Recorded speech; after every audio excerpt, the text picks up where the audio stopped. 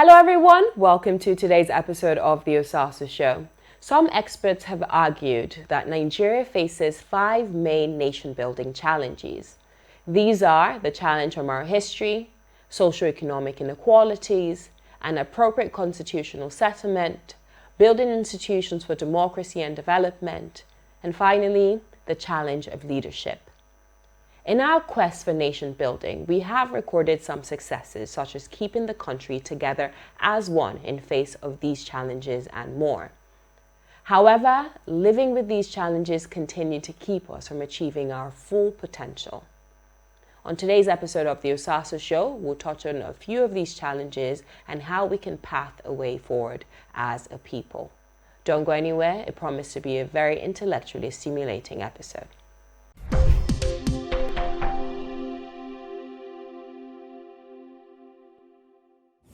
Hey there! What's on your bucket list? Would you like to travel the world? Live your best life? What if I told you you could blow right this minute and do everything on that list? Airtel is celebrating its anniversary and saying thank you to all loyal customers. You stand a chance to win up to 100 million naira with guaranteed cash tokens in the Airtel Recharge and Blow Anniversary promo. Plus 250 megabytes and 20 SMS free. How awesome is that? All you have to do is recharge to win. For more information, dial *444*4#. Everyone's a winner. So hurry now. The more you recharge, the more you win. Airtel, the smartphone network. North to South Africa,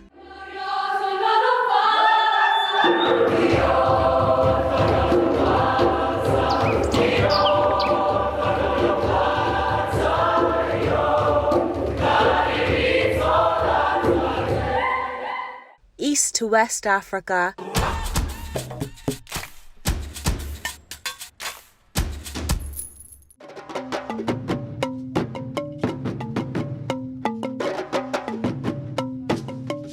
TOS TV Network is your digital-first Pan-African news network, bringing you news from across the continent. Visit our website www.tostvnetwork.com and follow us on social media at TOS TV Network on Instagram, Facebook, and Twitter.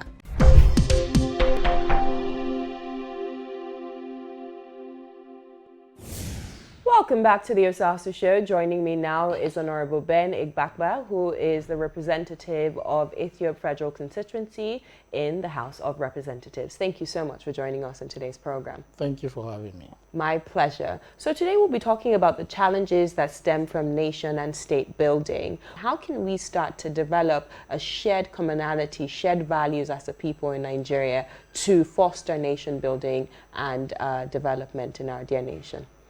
Thank you very much. First, before I go into it, you can see me today that I'm wearing a red cap.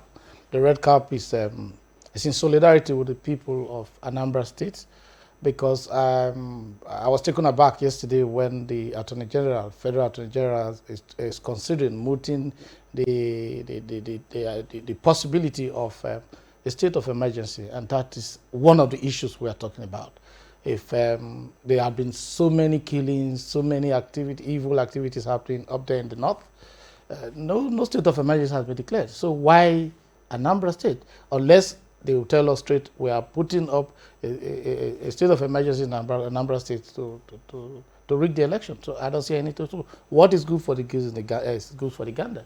So again, coming to issues of the shared commonality and the values that you're talking about, is the fact that certain persons, certain region, certain individuals believe that some persons are inferior to some. And until we learn to have that equity and fairness, where laws are made and given to all in the same format and application, there's no way we can have this shared value that we're talking about. There's no way we can live as a nation and look at ourselves and talk about Nigeria as one. We will continue to discuss regional, ethnic, personality, and this. But I think the way forward for Nigeria is to start looking at how we can be talking about Nigeria and not about regions. and ethnicity. When I look at another prong solution for the building of a nation that is equitable, that is just, and that is, of equal opportunities to all Nigerians, irrespective of their socioeconomic status, their tribal differences, one of the solutions that continues to come up in surveys is the issue of restructuring and true federalism. What does this mean to you? And do you believe that true federalism, restructuring can actually help in building a nation that all Nigerians will be proud of? Yes. First, the question is why the agitation? Why will people ask to leave a marriage? Since 1914, the amalgamation, and people are asking now, say, look, I am tired of this relationship because I am not moving forward.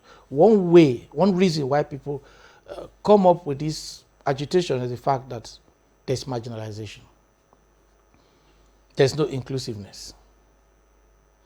The laws are represented in such a way that fits certain individual or region.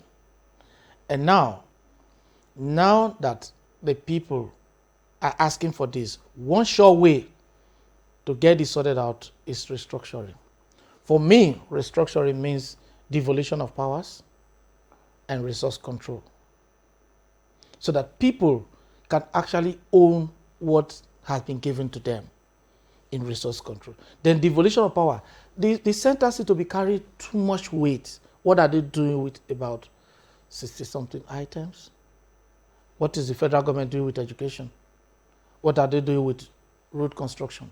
What are they doing with health? Remove some of this, even electricity. Allow states to generate their electricity and do their distribution and pay royalty to the center. Give this money. You are holding 52% of the allocation every month. What are you doing with them? Why not reduce this stress from the center? Give it to the states. Let the region, now call states in Nigeria, let them be operational. We are borrowing the American system of democracy. You don't need, if Mr. Biden is coming to Texas and the Texas governor is busy, he doesn't have to go to the airport to wait for Mr. Biden. If you're coming for your party, whatever, you are free. Come, do your thing and go.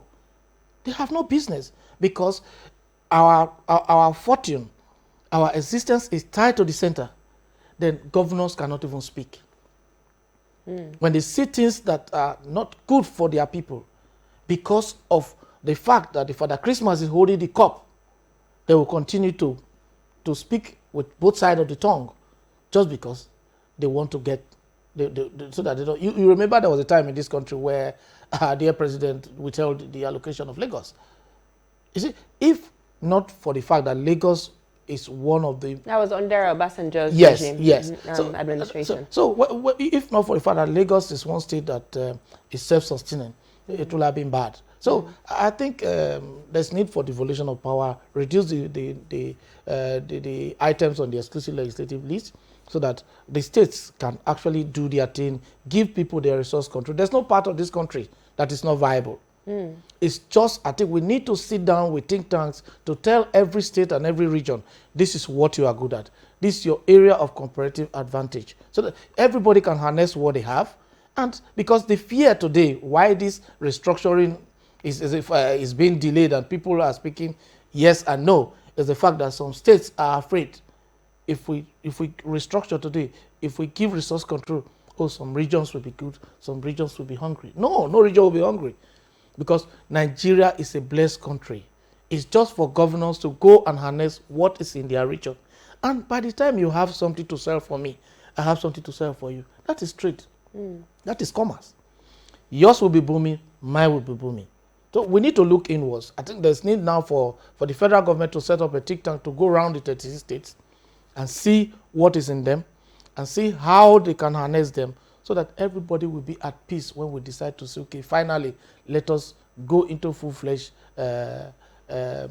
devolution of powers, resource control, and this restructuring. But the state governors should be the ones to set up these think tanks, because they're claiming they don't want the federal government. A lot of them don't want to do anything. So you need to do it for them. There's this fear. They prefer to come to Abuja and pick money at the end of the month. But since they don't want to do it, I expect a federal government that can sit and say, okay, let us look at the country. What do we have in Anambra? What do we have in Zamfara? What do we have in Kano? And put it and bring all these people together and say, look, this is what, if it means government even bring in some money to harness them, to kickstart it, because government is still the big risk taker, should be able to do it and give everybody that comfort so that we can speak as one country, go into, they say we have a federation state, but it's unitary. The center is too strong. So I think for me, restructuring is devolution of powers and resource control. Most definitely. But a counter argument to that is that even the local government councils always argue that the state governors and the state government is overbearing on them. So when you finally devolve powers to the state government, is the local government, who is closer to the pulse of the people and able to feel what their local constituents feel, how are they also going to fare in that case? You know, one of the areas of this constitutional review that we did is the autonomy of the local government. And if we are doing that, we have to look at all the tiers of government and see how, because if the states are going to be independent of the federal, then the local government, again, should be independent of the states. So I think it's something that is doable. It's lawmaking, and we'll bring it up and see how to ensure that every tier of government is taken care of in an independent manner, and what is due to the center gets to the center. And when there's need, for me, the center have nothing to do apart from currency and security. And not just any security. State police, yes. Then when it comes to their serious national issue, the army should be for the center, our currency, and national security and intelligence. That's why I think the center. Perhaps, as we round up, perhaps one of the most agreeable solutions to nation building that I concur with is the fact that we need to build strong institutions.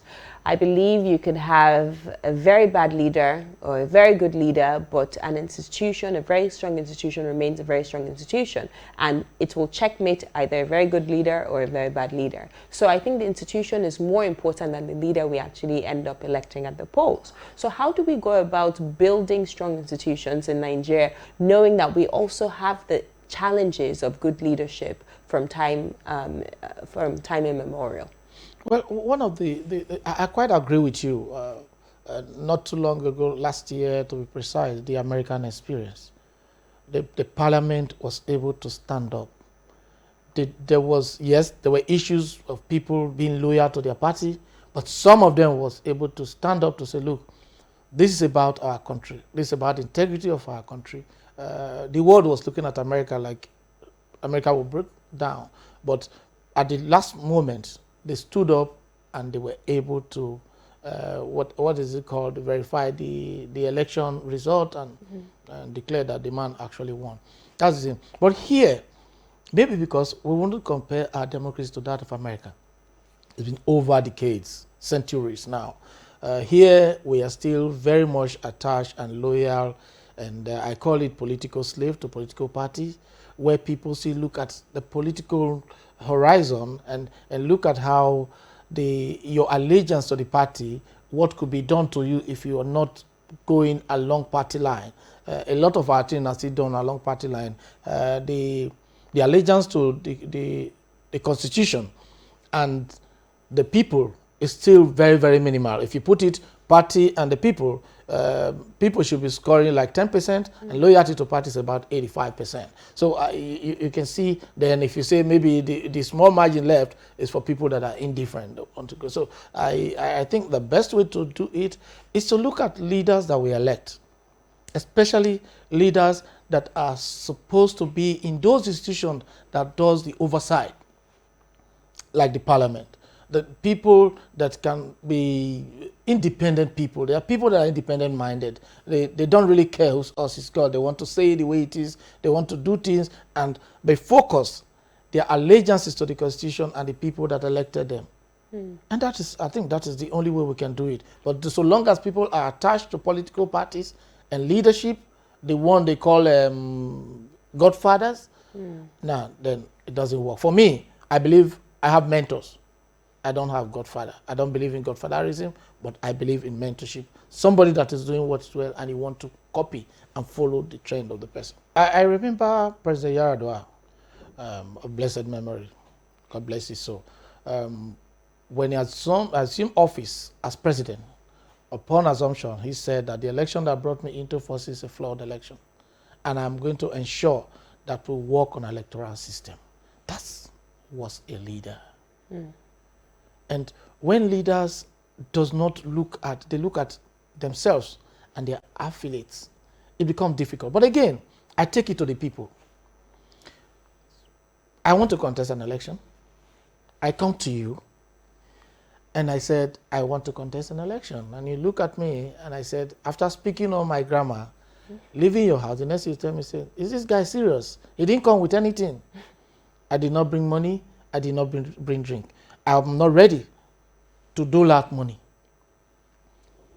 Then, but on the other hand, after all my grammar, I gave you my manifesto.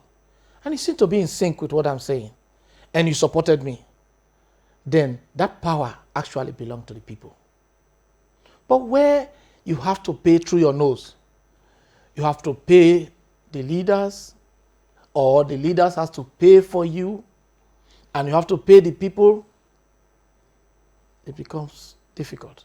There's this fear today of issues of primaries, direct or indirect. These are fears of possible maybe governors hijacking the delegates. And some of us believe it should be direct, some believe it should be indirect. So until the people, now let's take it to the people have their blame.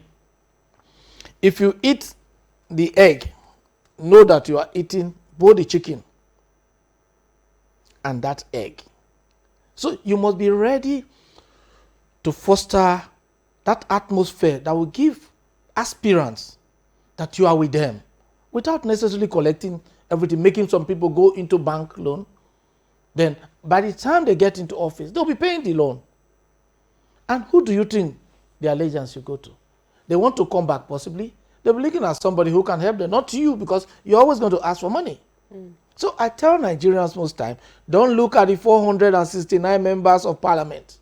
Don't leave the entire well-being of the country in the hands of 469, the Mr. President and the 36 governors and the Vice President.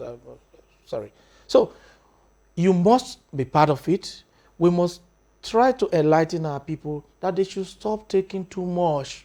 I'm not saying they should not take, but where a delegate collects as much as $5,000 from a governorship candidate, aspirant to win the primaries, and further goes like that. And most of these monies are coming from places.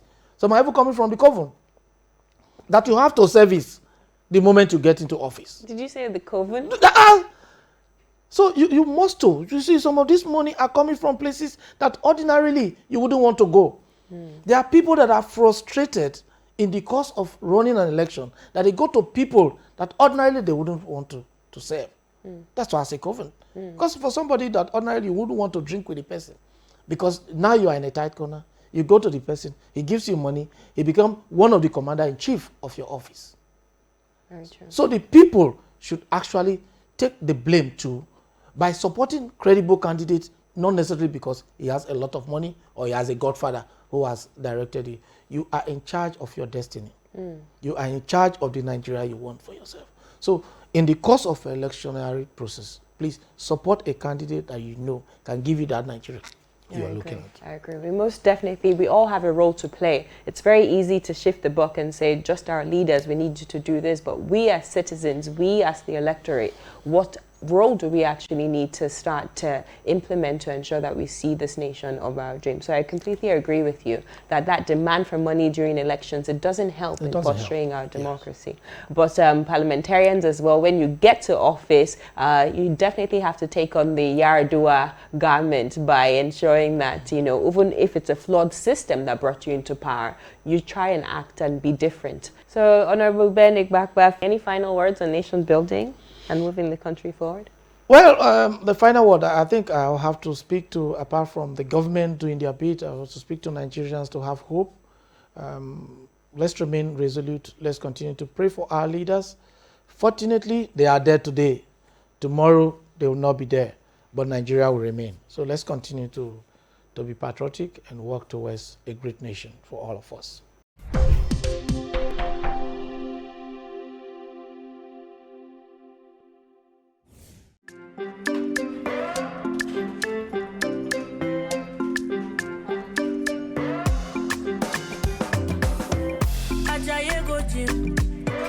You won't go shake your body. Instead, they make it calm down. If the farm say it's sabi, you want to grow 6 packs in a day. I beg you not to pass your power. You want to show yourself, oh.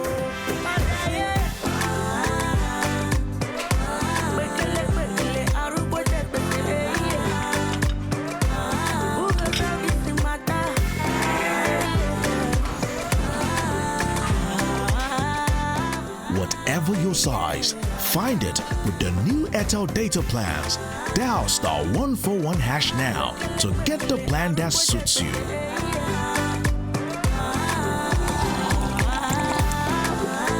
Airtel, the smartphone network. North to South Africa,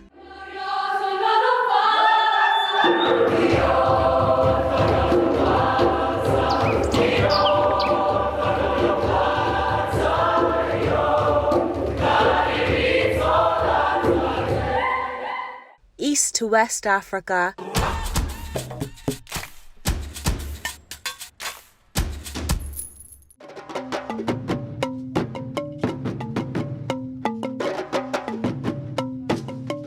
TOS TV Network is your digital-first Pan-African news network, bringing you news from across the continent. Visit our website www.tostvnetwork.com and follow us on social media at TOS TV Network on Instagram, Facebook, and Twitter.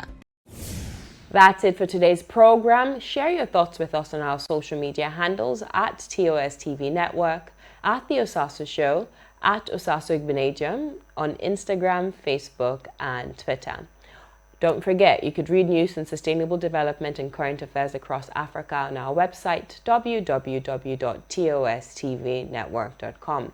COVID-19 is still very much out there. Keep wearing your face mask, keep washing your hands, keep practicing social distancing and sanitizing, and taking very good care of yourself.